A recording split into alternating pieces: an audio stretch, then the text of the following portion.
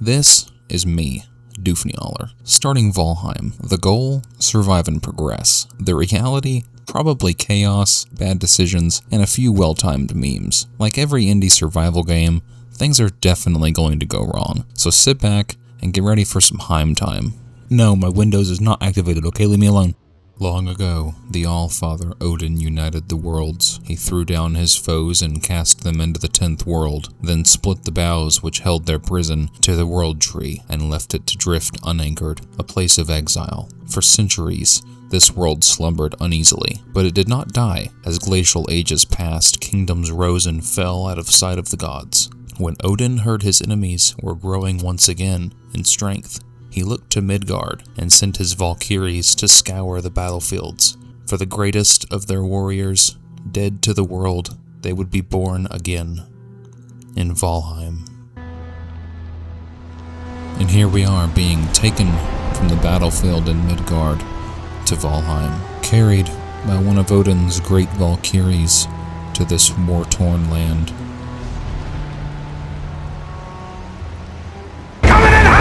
Yes, you'll probably see a lot of memes that are very overdone in this video, but that being said, let's get to some harvesting.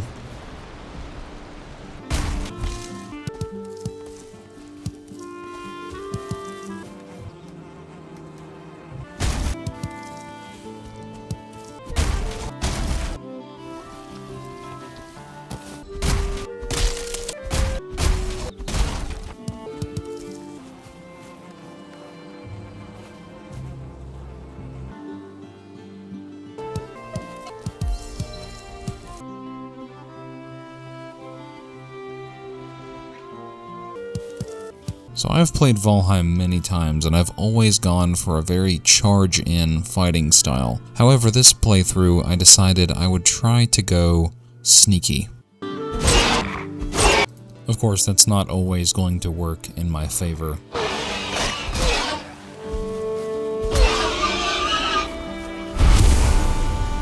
Along with Exhibit A, the most annoying enemy in the game, Graylings.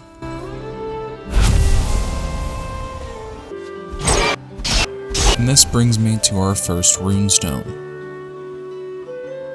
This land is hard and wild, but we who are brought here are harder still. Take comfort, traveler, in the gifts before you, the good wood and stone, the fruits and flowers of the forest. Look also to the wild boar who roam these lands. They fear fire and the hand of man, but they can be taught to obey it. Go quietly to them and let them eat of your stock. Roots of the ground are their pleasure. Now it was time to sneak onto some larger prey. And this is where I really began to love the sneaky playstyle. Sneak killing my first deer took quite a few hits and some stalking, and of course we had a visit from Exhibit A.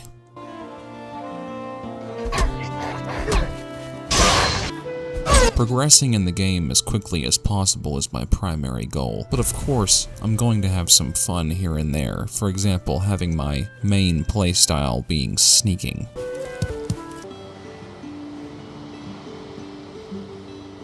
Thus comes the not-so-peaceful part of the game, finding the Black Forest for the first time, much like any bad biome. Luckily though, I found a copper vein and a tomb right on the edge, a very lucky find that I would eventually come back to.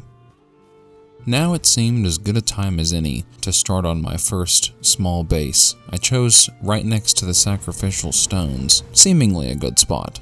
So first I cooked up some food and then got to work.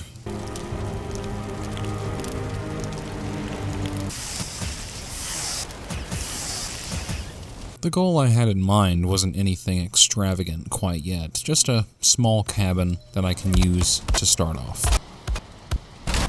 I ended up crafting a flint knife and deciding to go hunting and harvesting a little bit more.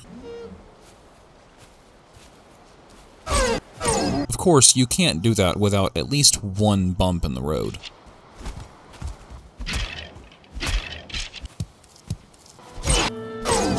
And with that, our next runestone.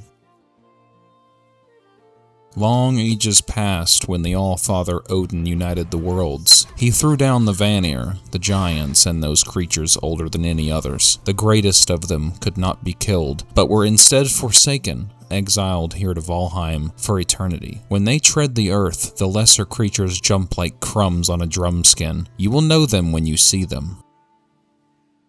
And back to harvesting I went. I found a troll cave, but that is way too advanced for right now.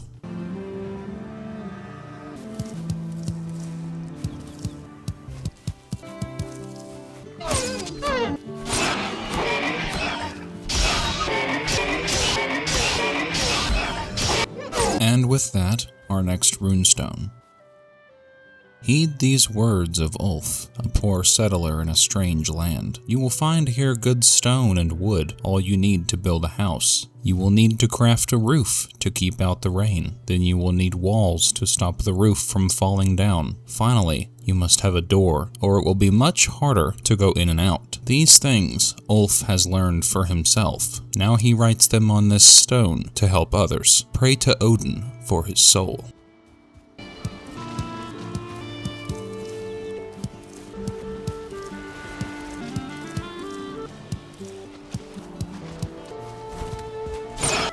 And with day 3 coming to its end, it was finally time to actually finish building our cabin.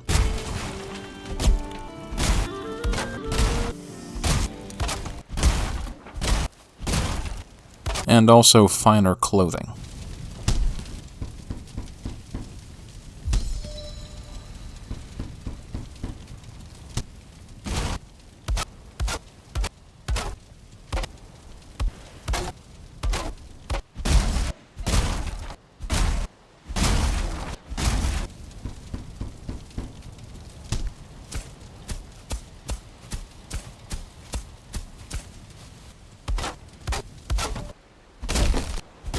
Gotta love the physics in Valheim.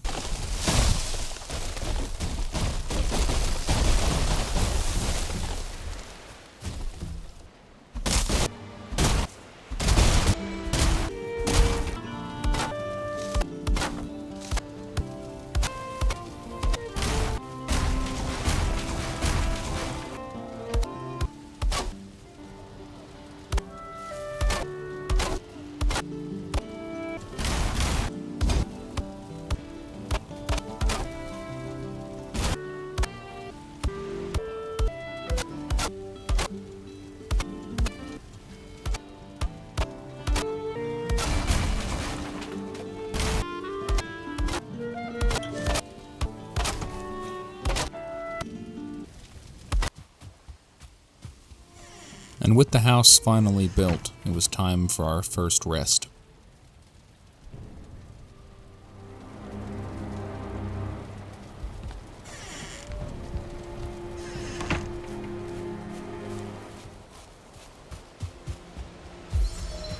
On the morning of day 4, I started my logging operation and finished some fine details on the cabin.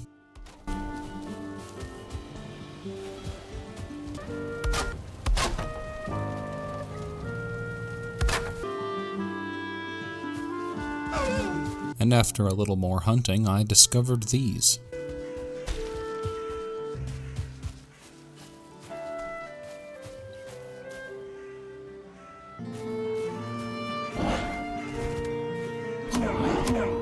And you know I had to give them boys the London special.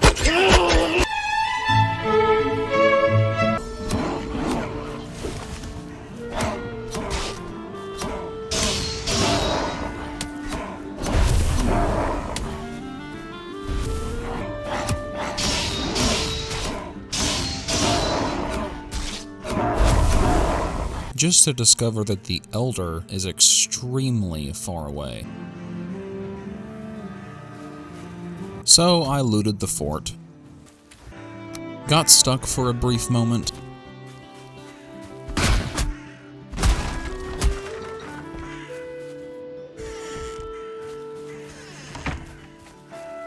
and traveled around to discover the mountain.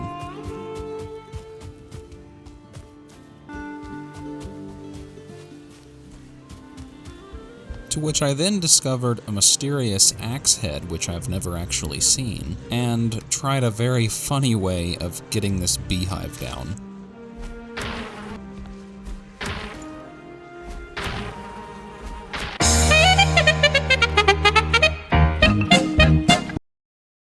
And finally, it broke.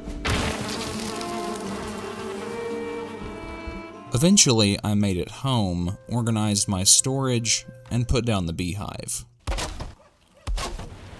Then it was time to rest yet again. Day 5 was spent gearing up to fight the first boss, Eikthyr. Eikthyr, or, in Old Norse, Oakthorn, is a stag that stands atop Odin's hall, Valhalla. It feeds upon the branches of the world tree, Yggdrasil. More specifically, the tree known as Leirith. Droplets fall from the great stag's antlers into the well, Hvergelmir, the origin of all rivers, feeding on Yggdrasil's life and sending it directly into Midgard. Direct from Grimnismal in the Poetic Edda reads, "There is a stag named Eikthyr who stands on Odin's hall and gnaws the limbs off of the tree Leirith. Drops fall from his horns into the well Hvergelmir. That is the origin of all rivers." The stag was often a revered figure in Old Norse culture and funerals. Now back to the game.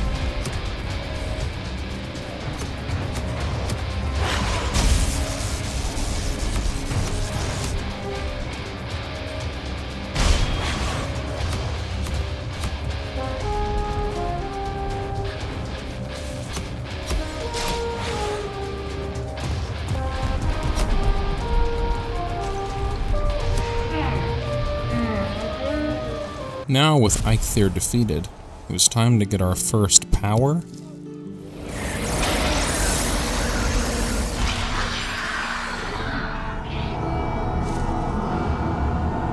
and enter the Metal Age.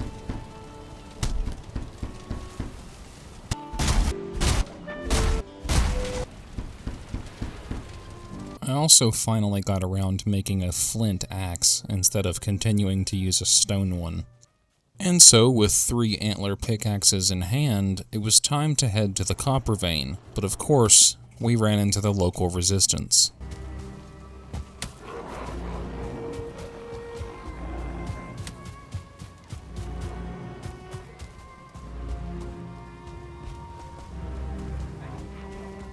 And yet again, another good old session of the London Special.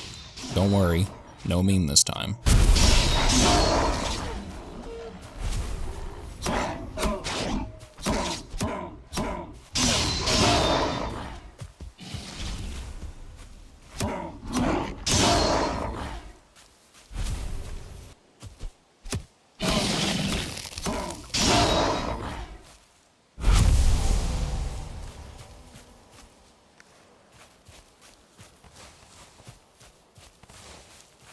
Now it was time to replenish and build a small outpost.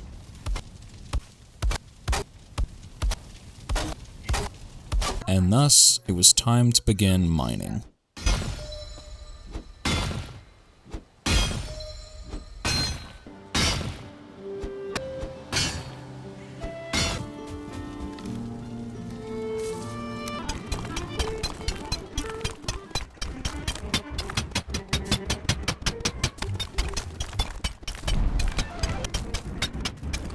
And this was my first encounter with a bear. So I had to test and see just how much damage I could deal to it, and yeah.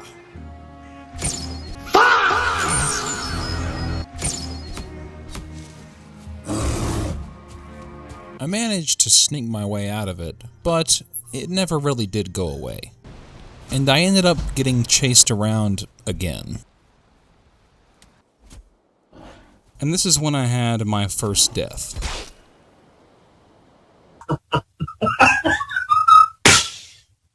The morning of day 7 began as well as any, chased by a boar naked to my tombstone, but hey, it happens. Time to continue mining.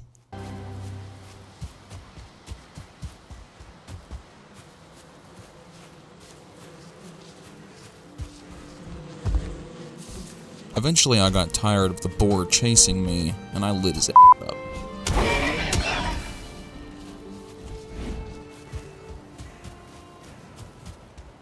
Once I got back to my tombstone, it was time to get back to work. Get back to work!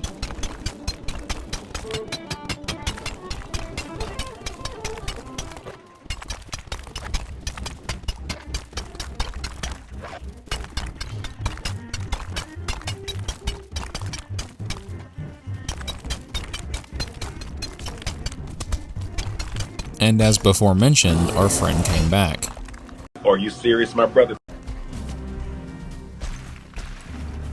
Luckily, he was too large to fit through, so I just had to work around him.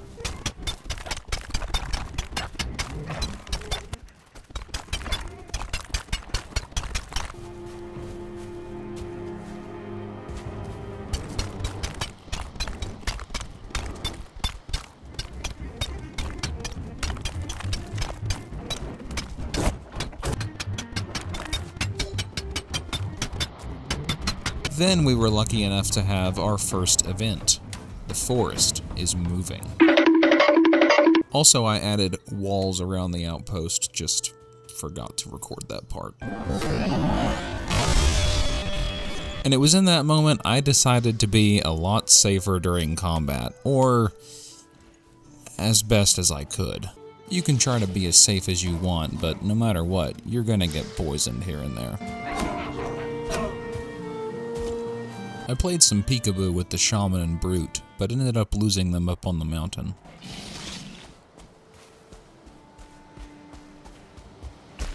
After that, I finished up mining the copper vein, and continued to have some fun with our bear.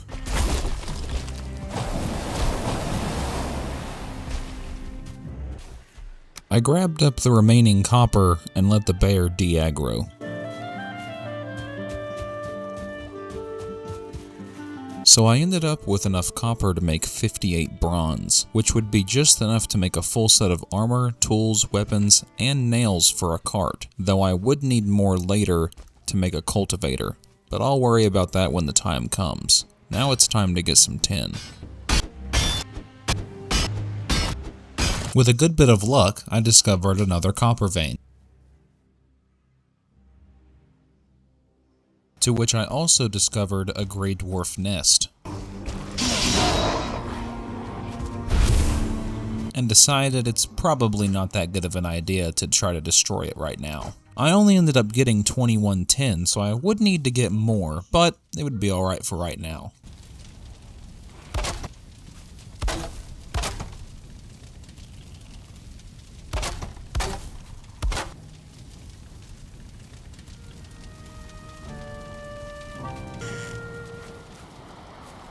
Day 10, I decided to go check out my first tomb. I would need surtling cores to start making metal.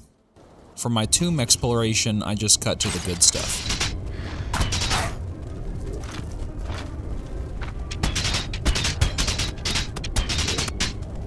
From my first 5 surtling cores, I decided to make a charcoal kiln to get some coal production going.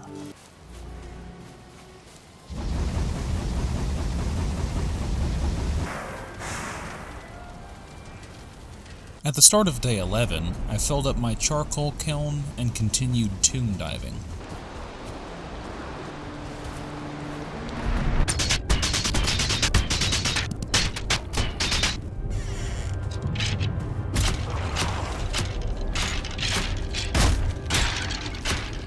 And it was in this moment that I lost my armor.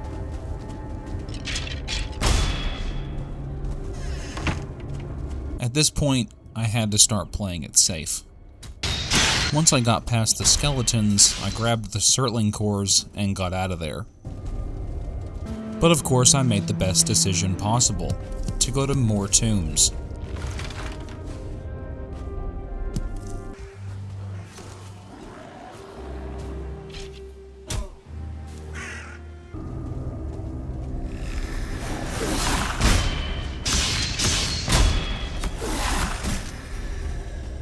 I realized pretty quickly at the time that I had backed myself into a corner and inevitably had my second death.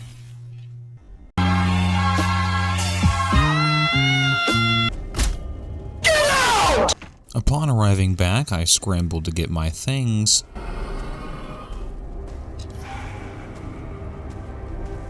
the surtling cores, and swerve on the ghost. Once I got home, I sorted my things and got started on my first ore smelt.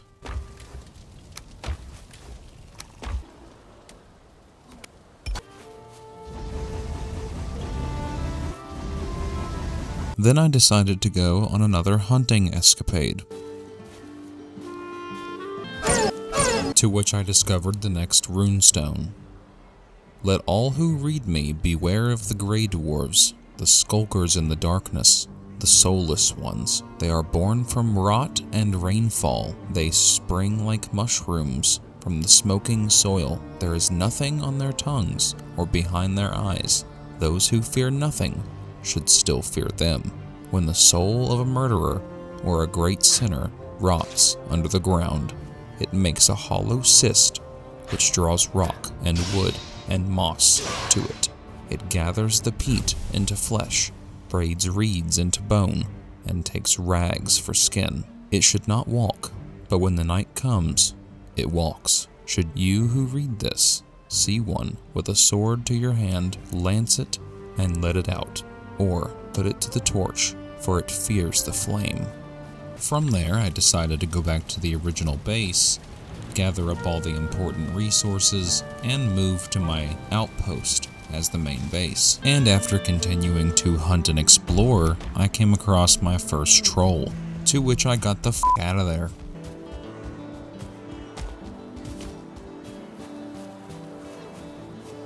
Upon making it back home, I decided it was time to make a much needed improvement upon this base.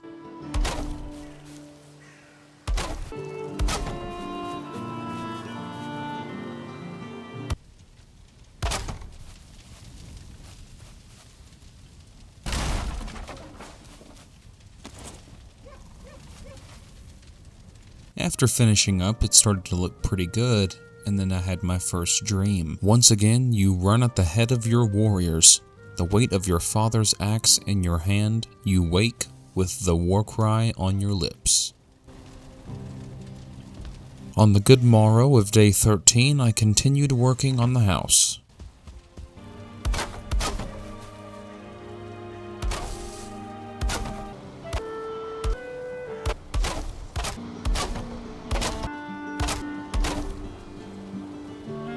I ended up running short on wood, so I decided to go get tin and just come back to building it later.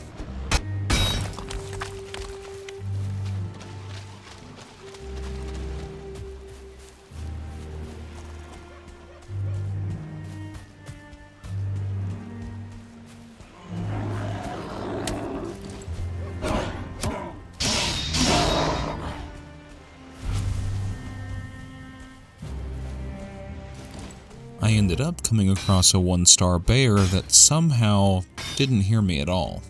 I ended up finding another burial chamber as well, but decided to get the heck out of there when I saw an overwhelming amount of skeletons, but decided I would come back to clear it out eventually. Just moments after leaving, I discovered another runestone. On this spot, a tree fell on my head, and I cursed the gods. So I leave this stone in praise of them, that they might forgive my reckless words. Well said, I suppose, Ulf. Upon arriving home, I rested, and on the morning of day 15, I looted my furnaces, and then crafted a copper knife. I neglected to record the remainder of day 15 because all I did was cut wood. However, the morning of day 16, I looted all of my charcoal from the kilns, set up my furnaces,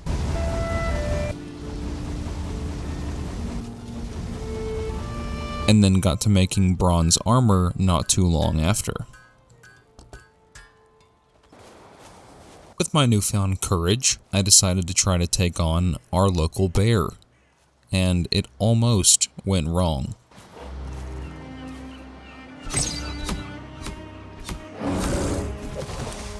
I ran around with it for quite a while, until finally I was able to cheese it a little bit.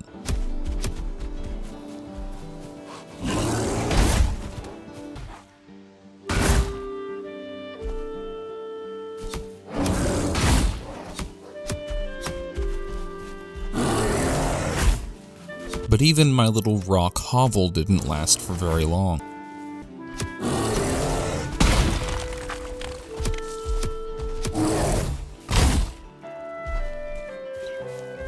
Even still, I ended up managing to take it down.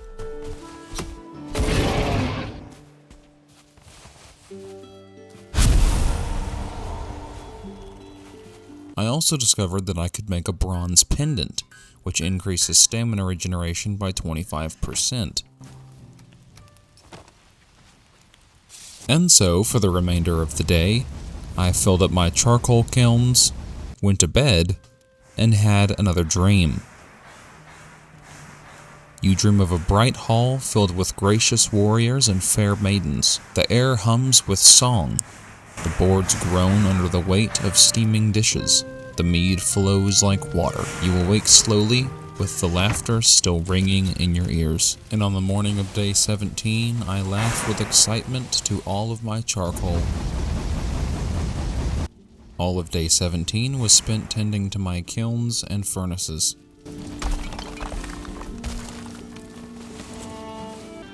Day 18 was me turning some bronze into a bronze axe, which I would also use for combat. Once that was finished, I gathered some core and fine wood.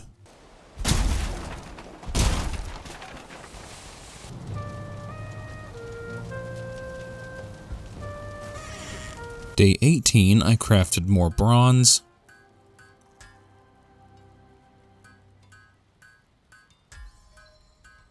and made myself a fine wood bow and a deer hide cape. And on I went to clear the tomb from earlier.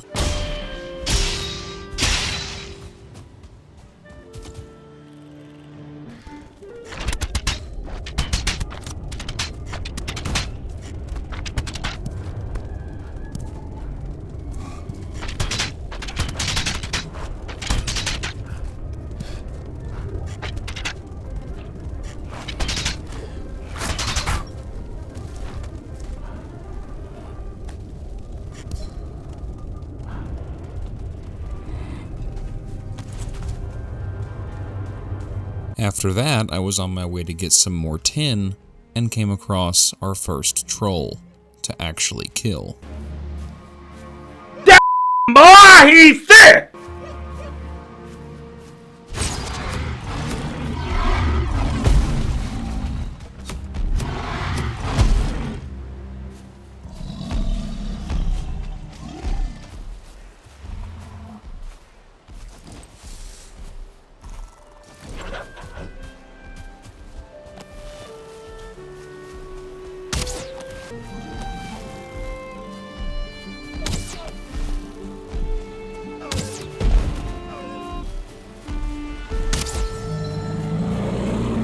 and with that kill, it was time to return to getting tin.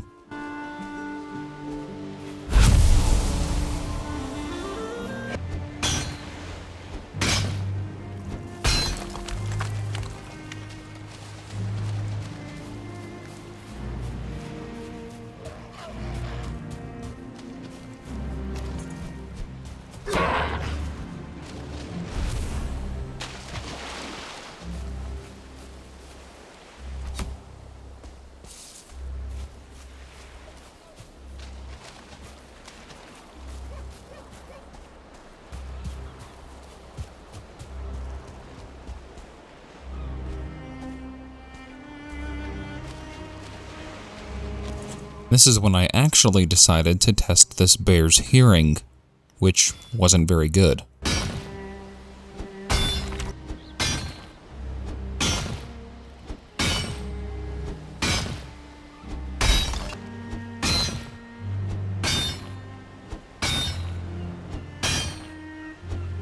Upon returning home, I decided to make myself a trollhide hood, not only for the looks, but for the plus 15 sneak as well. Day 19, I made myself more at home.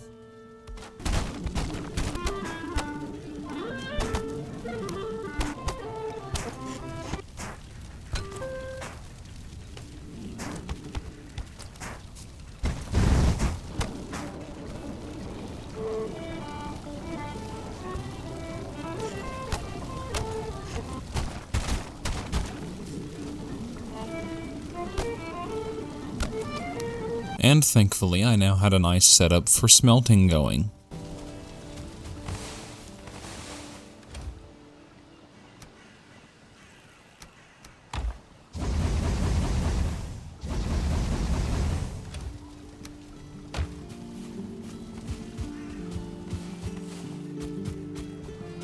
So before the day came to a close, I refilled my furnaces,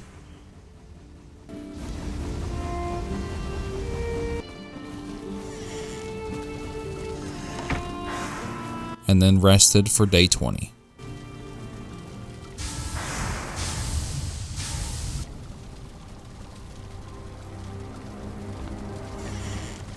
The morning of day 20, I gathered up what my furnaces had finished, crafted myself a bronze pickaxe, and then I got ready for the main goal of today, building a dock and a carve to get ready to go and meet the Elder. I figured down by the shoreline right next to the base would be as good as anywhere to build a dock. Once I found the spot I liked, it was time to get to work. And of course, what's a project without being interrupted?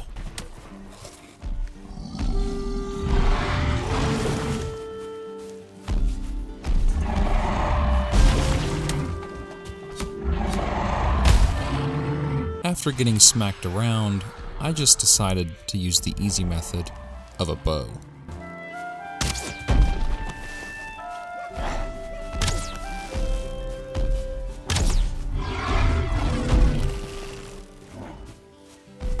But then decided to be cheeky and finish him off with the knife.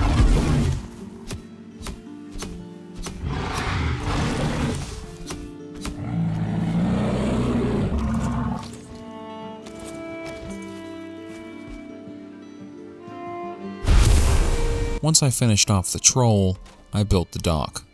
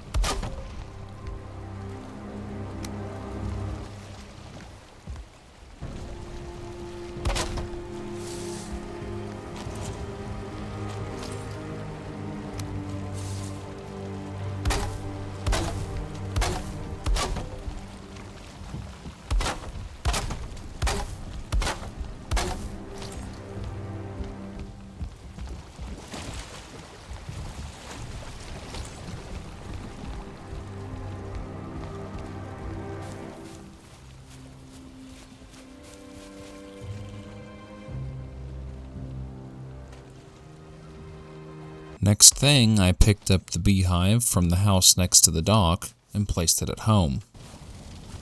I quickly admired everything I've built thus far,